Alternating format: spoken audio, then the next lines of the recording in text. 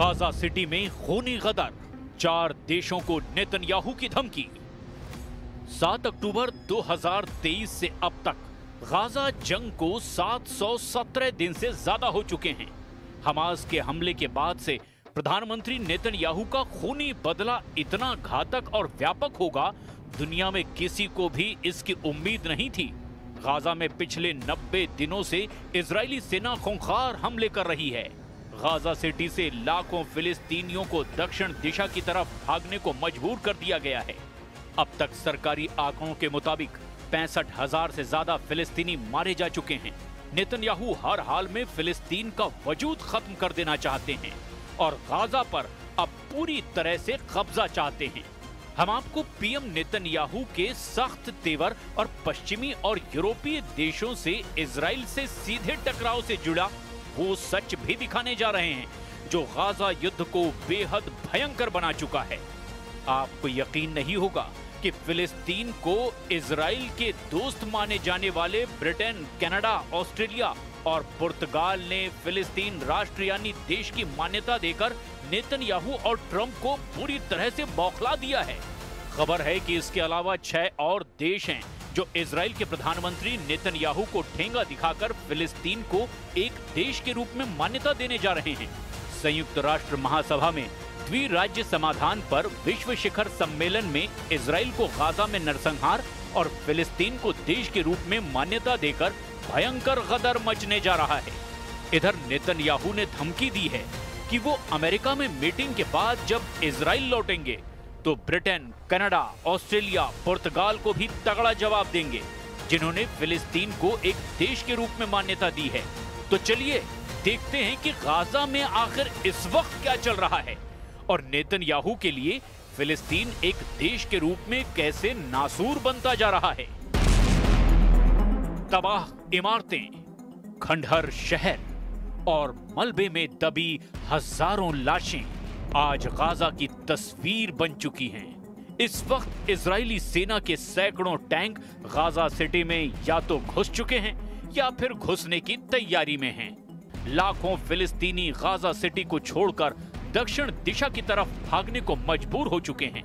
समंदर किनारे मीलों लंबा सफर तेज धूप में फिलिस्तीनी कर रहे हैं। उस पर भी इजरायली हवाई हमलों ने गाजा सिटी के चीथड़े उड़ा दिए हैं। लगभग 65% ऊंची इमारतें तबाह हो चुकी हैं।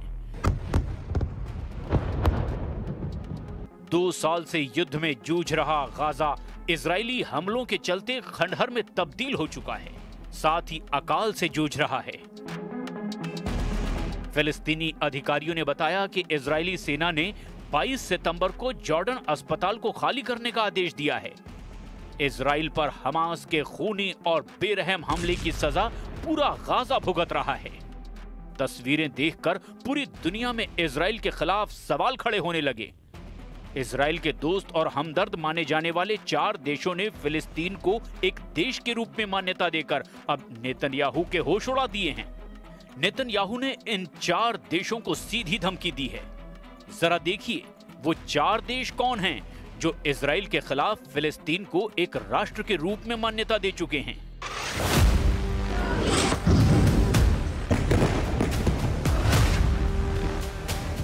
इक्कीस सितंबर 2025 को 4 देशों ने फिलिस्तीन को एक राष्ट्र के रूप में मान्यता दे दी।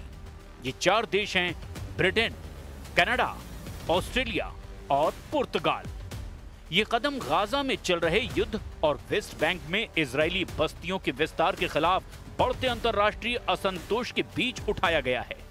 ब्रिटिश प्रधानमंत्री कीर स्टारमर ने कहा कि ये मान्यता 2 राष्ट्र समाधान की दिशा में एक कदम है जो हमास को कोई फायदा नहीं पहुंचाता। कनाडा के प्रधानमंत्री मार्क कार्नी ने इसे शांतिपूर्ण सह अस्तित्व और हमास के अंत की दिशा में कदम बताया। ऑस्ट्रेलियाई प्रधानमंत्री एल्बनीज ने भी इसे 2 राष्ट्र समाधान के लिए गति प्रदान करने का हिस्सा माना। पुर्तगाल ने कहा कि फिलिस्तीन को देश की मान्यता देना फिलिस्तीनियों का वो अधिकार है जिसे कोई रोक नहीं सकता। ब्रिटेन, कनाडा, पुर्तगाल और ऑस्ट्रेलिया ने औपचारिक रूप से फिलिस्तीन राज्य को मान्यता दे दी है। इसके अलावा 6 और देश फ्रांस, बेल्जियम, लग्जमबर्ग, माल्टा, सैन मैरिनो, और अंडोरा भी फिलिस्तीनियों को एक राष्ट्र की मान्यता देने की कोशिश में लगा हुआ है। हैरानी की बात तो यह है कि ये कदम संयुक्त राष्ट्र महासभा की बैठक से पहले ही उठाया गया है। फिलिस्तीन को देश की मान्यता देने के लिए होने वाली संयुक्त राष्ट्र महासभा की बैठक से पहले इजराइल ने भी बड़ी कार्रवाई की है। इजरायली सेना ने गाजा सिटी अस्पताल को खाली कराया है। वहीं इटली के यूनियनों ने गाजा के लोगों के प्रति समर्थन दिखाते हुए 24 घंटे की हड़ताल का ऐलान कर दिया है। इसके चलते इटली से इजराइल जा रही विस्फोटकों की खेप को रोक दिया गया।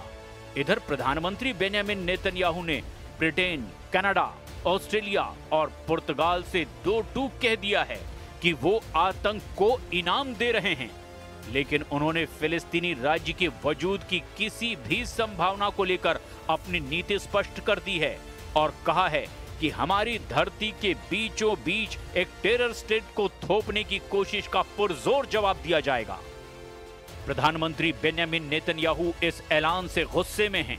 नेतन्याहू ने कहा कि मुझे बस अमेरिका से लौटने दो, फिर मैं आपको दिखाता हूं फिलिस्तीन कभी भी एक देश नहीं बन पाएगा। उन्होंने साफ साफ कहा कि मेरे पास आपके लिए एक और संदेश है, ऐसा नहीं होने वाला।